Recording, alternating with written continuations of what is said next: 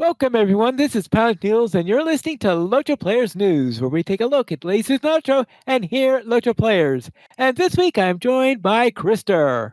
Hello. Hello, welcome back, Krister. Thank you. Let's head into our show because we have release notes tonight. I know you're really thrilled about that, right? Woohoo! That's right. We had update 42.1, which was released on Thursday, November 14th. It was released a day later because we had a holiday on Monday. And so this is the traditional release a week after the main release you have. Notice there's always seems to be a release where they have to fix up some things right after they have a major update. Absolutely, because that initial time period when they release that is kind of like an extra beta. An extra beta. So Yep. then they know, we better fix this before it destroys everything. Okay, it's all right. So that's our gamma. So let's go see what's of special note. First off, Tier 3 of the Legacy of Morgoth instances are now available. The Urkaban Valley instances opened at noon Eastern Time on Thursday, November 14th. The Leading the Charge deeds are available to complete through January 14th, 2025, with a formal end time of 3 a.m. Eastern on January 15th, 2025. So you have 2 months in order to lead the charge with doing the Tier 3s. I don't know if you've managed to finish all the Tier 3s already. Nope, I've got a lot of work ahead of me. So you got a lot of work. In other words, you still need to do the Tier 1s. Probably, yes. Probably. Okay. Also, the 12th Legendary Item Reward Track is now available. The latest Legendary Item Reward Track has arrived with new rewards available from February 11th, 2025. And those are the main points of that particular update. But of course, there are inevitably a number of tweaks that they have also made. First off, with characters, elf appearances versioning has been added to 42.1. If your elf has already logged in, you will see no change. If you have not yet logged in any elf characters, when you do log in, you will update with headpiece and other options to more closely match your old elf appearance. High elves now have improved neck textures. High elf female characters now correctly use the elf body type slider. Elf male and female hat hair no longer has a gap and now uses elf ears flat instead of human ears. And when out of combat, high elf female handheld equipment now correctly stays in hand and no longer floats. It was floating? I was going to say, you think that'd be much more intimidating. It's floating. Yes. Let's go see what they changed for the classes. Brawlers, burglars, captains, and mariners should now correctly be able to remove fear effects with their CC break skills. This includes slippery, fine footing, withdrawal, and sea legs. For the hunter, In for the Kill now accurately reflects the potency of Heartseeker's incoming damage debuff. For the Lore Master, Minor Call Flank, the red line skill, has returned to the correct cooldown of 15 seconds. So apparently it accidentally changed. For the Captain, Words of Courage now stacks only once per captain on a single target. All right, that's sort of a compromise between no stacking and stacking. And infinite stacking was okay. Each captain gets one application. Yeah. But, we could each give them different words of courage, Right. Be brave, fight on, then those maybe have two separate effects, Right. That's why ones for two different captains stack together. It's beautiful. Yes. Okay, good. They made the right call there. Okay. As for the War Leader, the Lead the Charge trait description has been corrected and now refers to cooldown rather than induction. As for quests, deeds, and adventure areas, Veil of the Nine event on Angmar and Mordor, they changed the maximum Wraith arena size from 45 to 36. They reduced the Gloom of Nirn's maximum health to match that of the other Nazgul. And Guardian Harrowing raids will no longer appear outside the portal, allowing entrance to the Ring Raids arena space to prevent these Guardians from spawning in multiple locations. As for the rock blocking access to Nona's cave, that has been removed. Now, what I found strange is I never saw that rock, and I had a character that was actively questing at Nona's cave just before this update. So I'm wondering, what rock are they all talking about? Did the rock take a vacation on my server or something? Yeah, maybe it was only present on particular servers. Yeah, maybe that's always a possibility. But anyway, I didn't see a rock there because I was going through there expecting to see this rock there. I said, nope, no rock whatsoever. For the quest, a voice on the wind now rewards Ikarbani faction experience. Okay. The quest, intercept the courier, has its quest guide location radius increased to make it appear clearer on the map.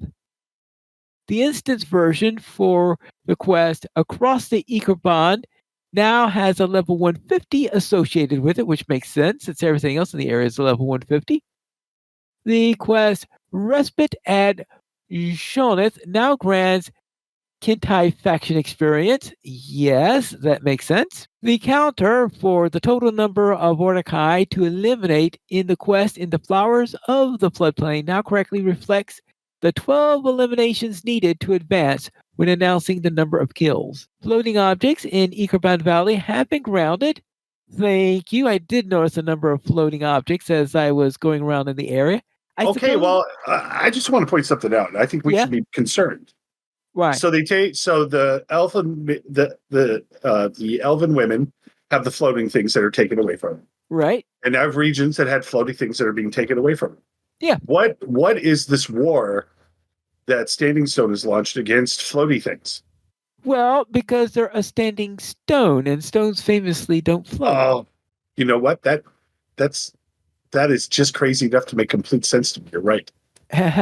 Yeah, some people call that piney logic. Pineotomy. Pineotomy. Okay. Yes. Stuck spots in Ningrambar have been resolved. The following Emular missions now correctly show quest inventory items while in their respective missions. These missions will be versioned with this update, meaning that if any of your characters with these quests underway will need to pick them up again. That is Recovering the Past and Vanished in Zahumach. Now, the following Emular quests now correctly show quest inventory items while on their respective quests. These quests will be versioned also for the same reason there, and that is Salves for the Ravaged Land, parts 4 and 5, Nursing a Wounded Land, Fur Bellies and Warm Hearts, Becoming a Tree Bearer, and Fresh Shoots and Rich Soil.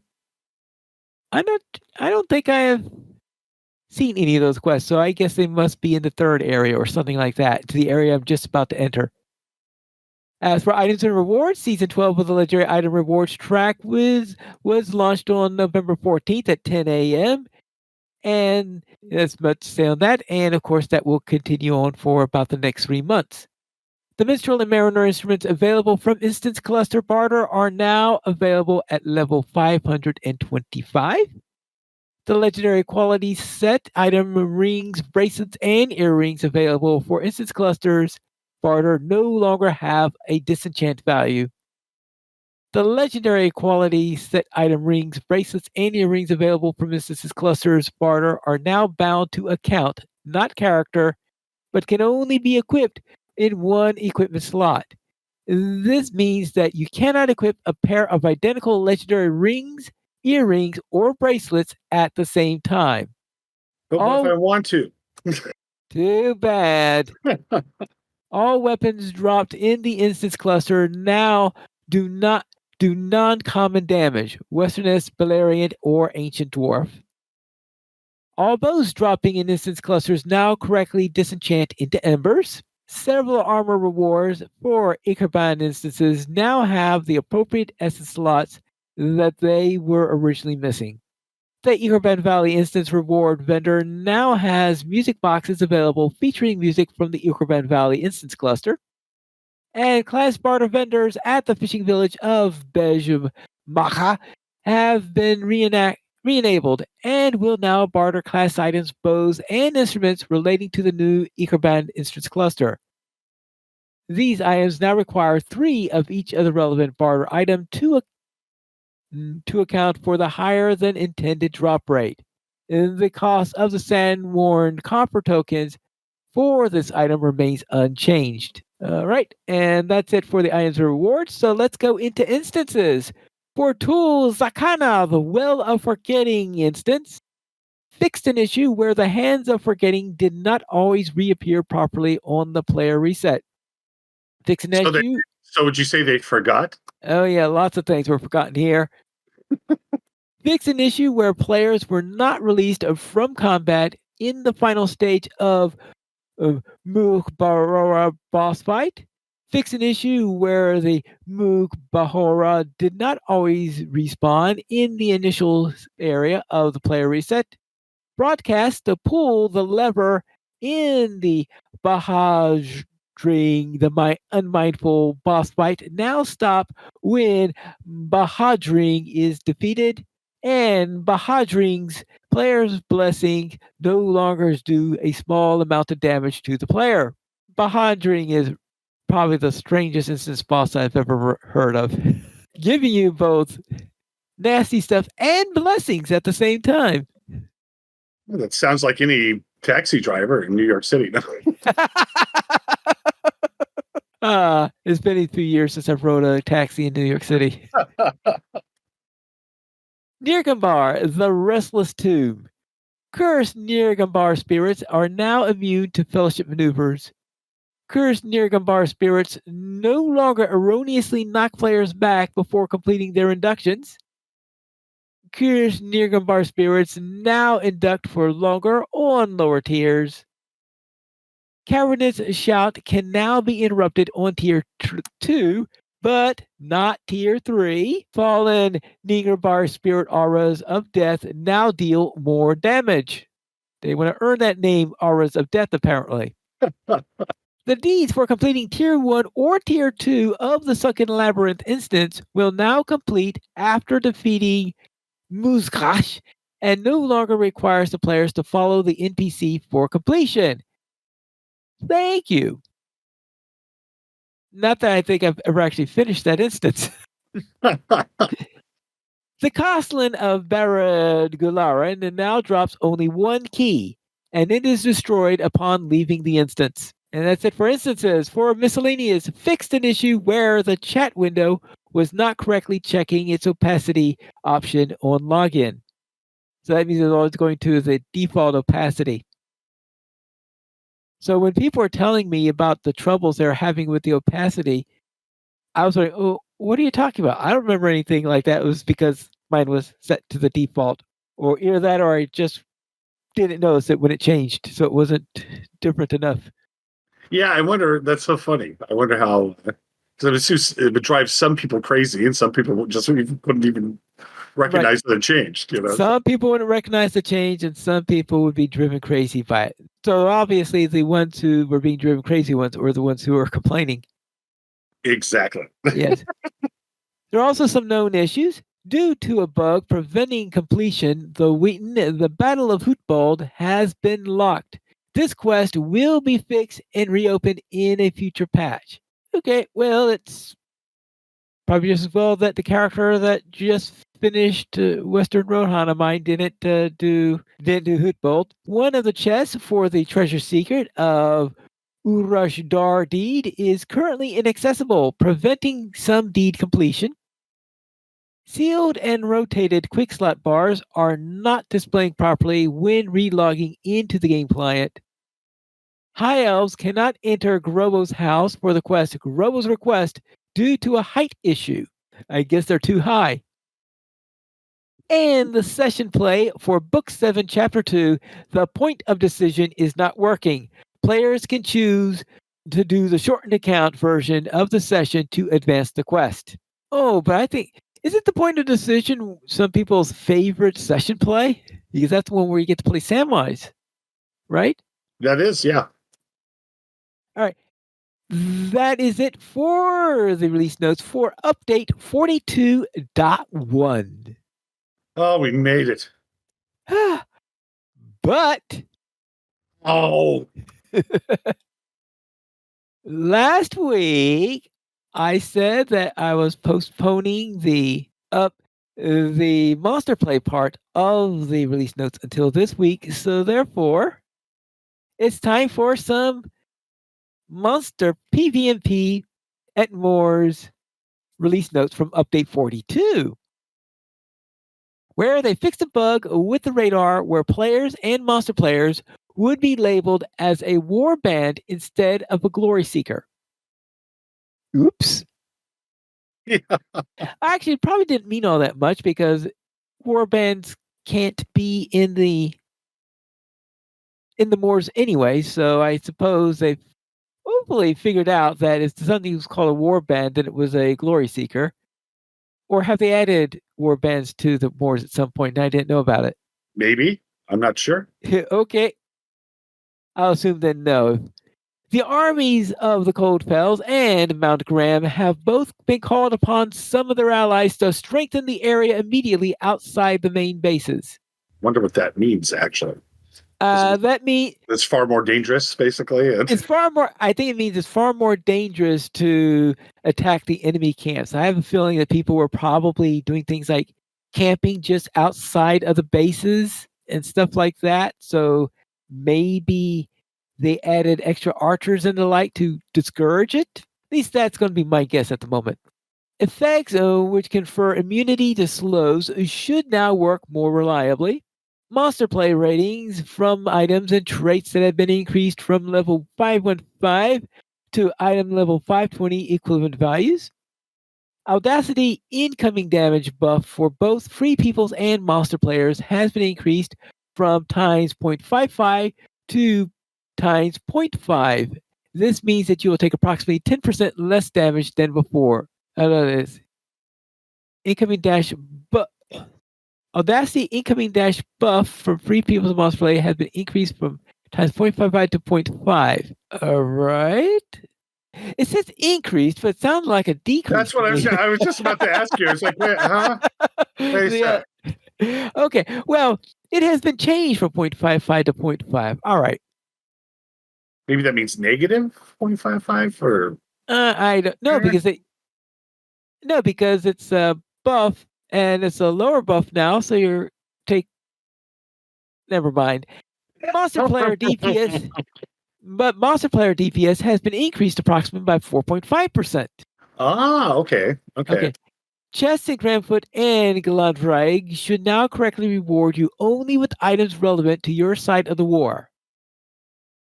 Oh, Yeah. that was fun. Every once in a while, you get something. You're like, why on earth am I carrying this?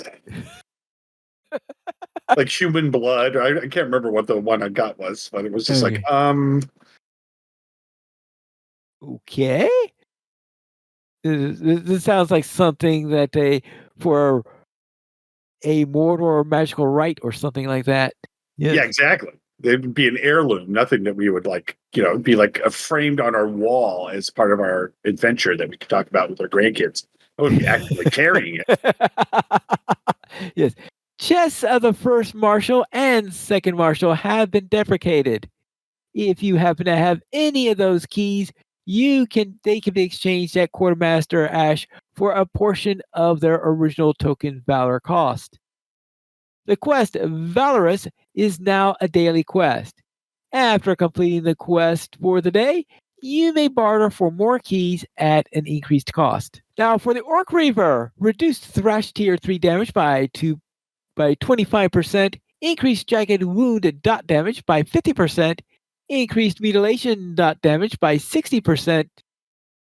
Blade Toss now stuns rather than knocks down your target. Blade Toss's positional angle has been reduced from 160 degrees to 120 degrees. This means that you must have more directly behind your opponent when using Blade Toss in order to do its positional effects to apply. Reduced auto attack damage by 20%. Increased most skill damage by 15%, excludes Thrash, Blade Toss, Gut Punch, and Impale. Lightning Dust now multiplied outgoing melee and range damage by times 0.1%, which is about minus 10% from the baseline, and tactical damage by 0.975 and has no impact on mischance. Disarm duration reduced from 5 seconds to 3 seconds. Disarm is no longer an immediate skill, and severing strike is now an immediate skill. So it looks like they changed disarm to not be an immediate skill and severing strike to be one. All right. Now for the defiler, increased efflorescence base range to 15%, enhanced range to 30 meters. Efflorescence base cooldown increased from 20 seconds to 45 seconds. Fluorescence healing has been increased by 166%. Fire gourd and explosive gourd damage is reduced by 20%. Plague gourd damage is tripled. Plague gourd cooldown increased from 8 seconds to 16 seconds. Tenderizes daze effect now has a 10-second base duration and a 100% chance to daze. Tenderize cooldown increased from 5 seconds to 15 seconds. Enhanced Blessing of Darkness trait now negates 50% of absorbed damage. Blessing of Darkness can no longer be interrupted while channeling. It can still be broken by movement or crowd control. Boon of Toxic Flesh cooldown increased from 20 seconds to 45 seconds. Boon of Blackened Heart duration reduced from 30 seconds to 5 seconds. Boon of Blackened Heart debuff damage buff increased from 7.5% to 25%. They completely changed this thing. And Boon of Blackened Heart cooldown is increased from 20 seconds to 45 seconds.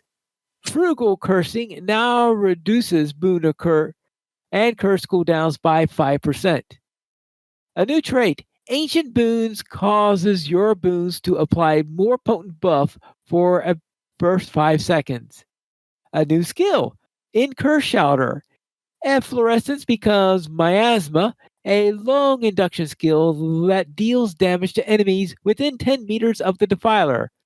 Within 6 meters of the defiler, stinging spores explode on their targets, dealing potent instant damage and healing the defiler. Fell restoration power cost increased by 30%. The trait enhanced skill Fell Sacrifice now improves Fell restoration instead. It reduces the cooldown of Fell restoration by 10 seconds and reduces the power cost by 15%. Fell Sacrifice cooldown is reduced to 2%, and a new skill, Acrid Sauce, a single target combat revive with a 3-minute cooldown. Wow. Now for the War Leader. And you thought the last one was long. Oh, no. A new trait.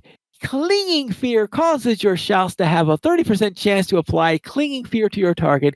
Your melee skills will transform this Clinging Fear into a potent damage over time effect.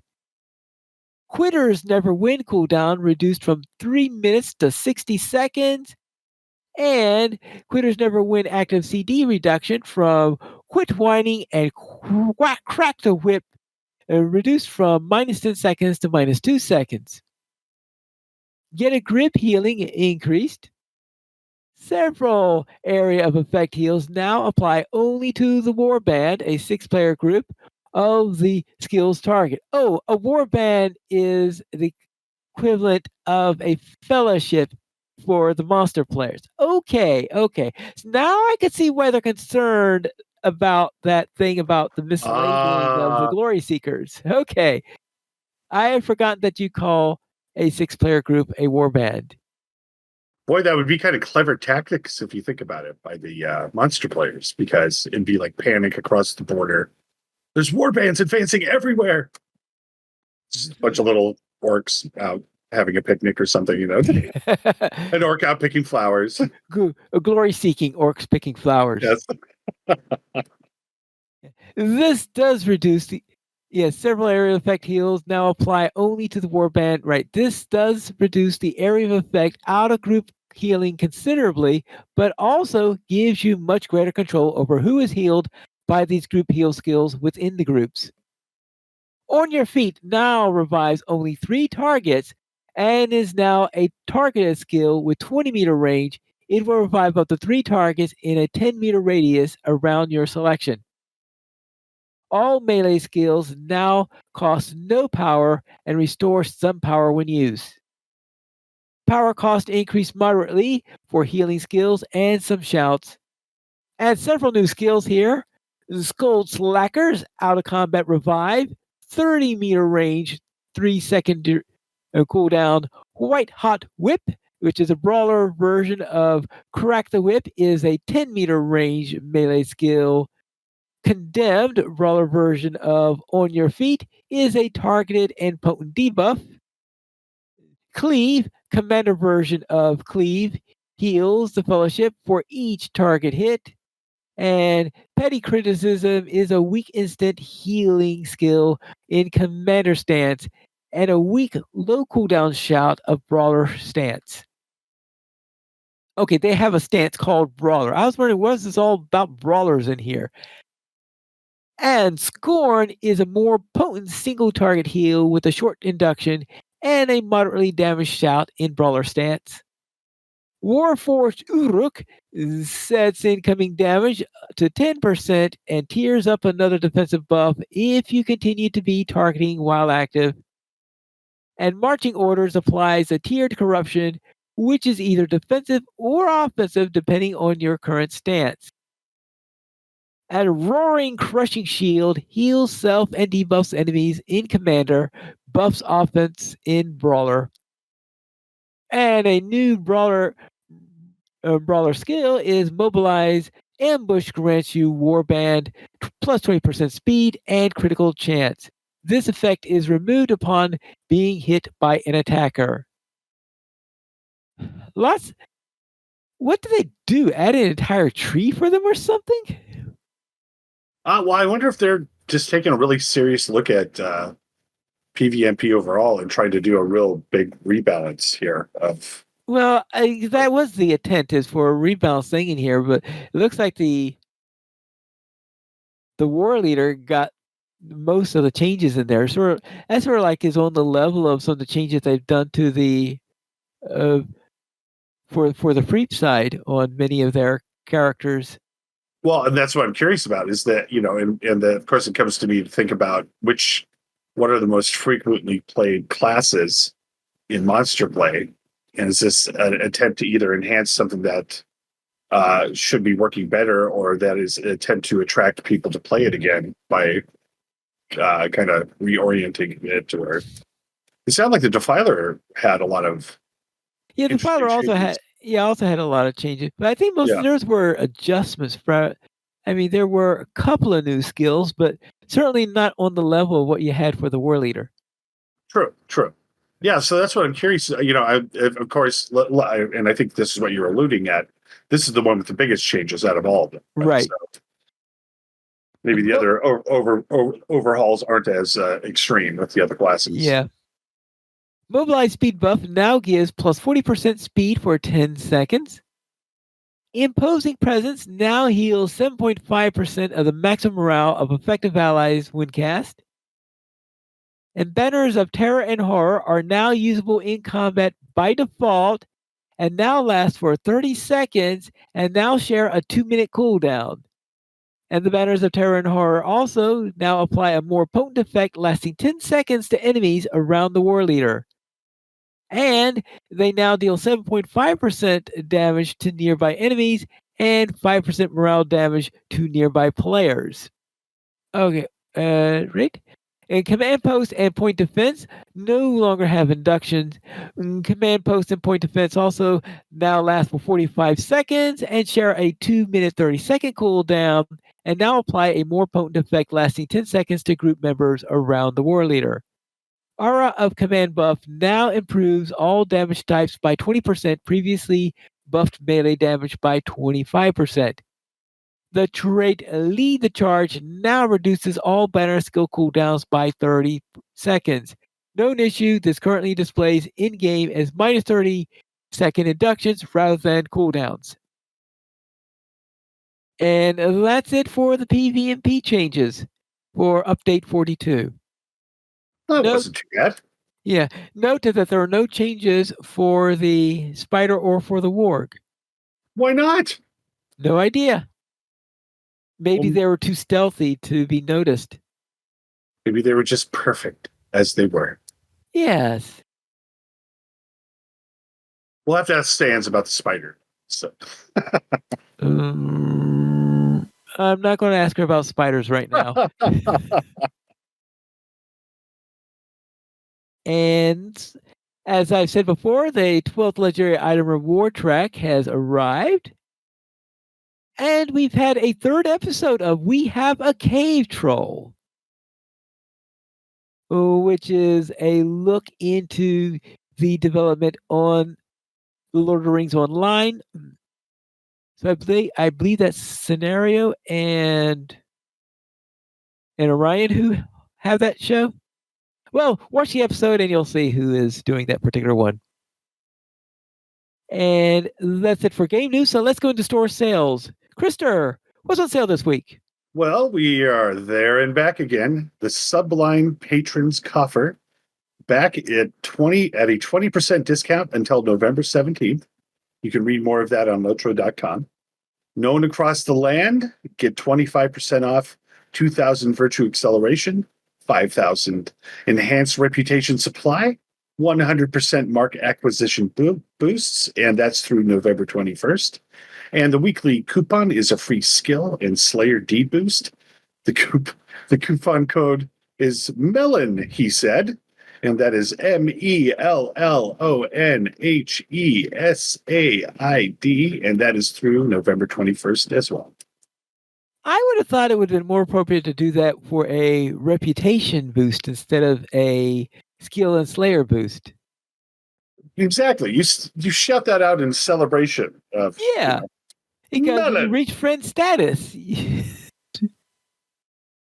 Oh my goodness. what? Wow, talk about the caffeine took over. I wasn't even thinking Lord of the Rings. I was just thinking of a melon. You know, just Melon, he said. Oh boy. Oh boy. It's hard. It's hard getting old. It's hard getting old. Well, there is I can't remember whether it was Critters or some other Lord of the Rings related comic where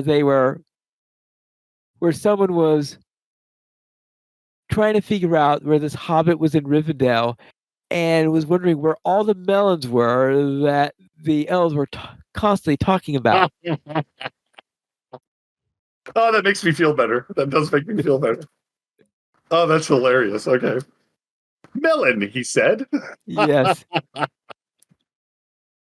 All right, let's go to our weekend gaming. Krister, what were you up to? Well, I've been having a pretty exciting real life for a bit, but it's calming down now. So basically, just kind of getting back into gaming. I said, okay, getting back into Lotro. I've got to address my inventory once and for all, and it has been an intimidating, mind destroying, sanity sapping endeavor. As I swear, I cannot get more than 5 spaces free. And then I can't figure out what to do with the rest of it. It's just absolutely a nightmare. But I need to because I haven't bought the new expansion yet, and I plan on it. And I need to have some. I'm positive I need to have some inventory room You to will need accept inventory everything. work. Yeah. So Yes, you will need inventory space in order to get all that stuff. yeah. So, anyways, I'm going to be getting that squared away, get the new expansion, and get rolling. And I'm looking forward to it. I'm looking forward. I think it's going to be a lot of fun getting back into the game. And I did a little bit of Space Marine 2, a tad of Kerbal Space Program, a splash of Deep Rock Galactic, and a dash of ESO this week. And then all mixed with vodka or something. that various forms of caffeine. Okay. Or maybe various amounts of caffeine. Okay. But yeah, so basically just kind of getting back into the saddle, feeling good about it, looking forward to it, and having a generally better time. So how about yourself? What are you up to? Or what did you get up to, I should say? All right. Well, my lore master completed the second region in the expansion content. So does that mean I'm halfway through the content? Rats? We'll see how that we'll see how that works because you never know what happens at the end because sometimes the final chapters can turn Oh into yeah, some rather weird stuff.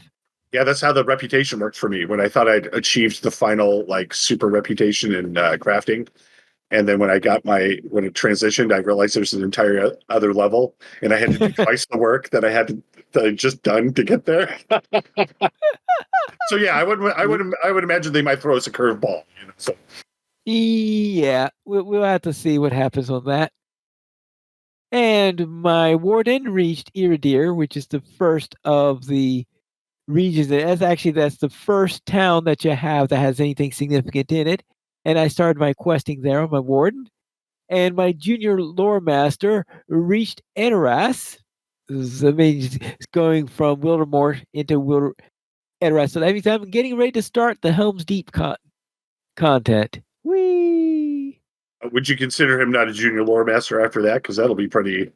I mean, that'll turn a junior into an adult, wouldn't it? Well, the reason why I'm saying junior lore master is because my other lore master, as I just said, is halfway through the latest expansion content.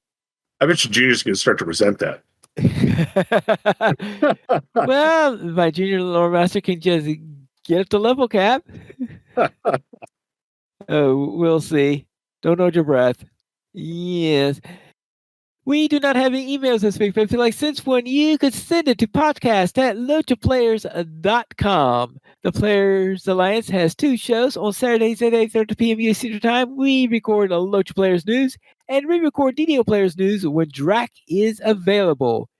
You guys join us for our shows at LOTROplayers.com/live. And that is all for tonight. And this is Pine Mules reminding you to skirmish responsibly. Melon, he said. And that's Melon with one L to go with what Christopher was saying. I mean, I'll be honest, I thought that's what it meant. I was confused. And then I was like, oh, I thought that too. Never mind. Okay, that makes me feel better. I feel better now. So.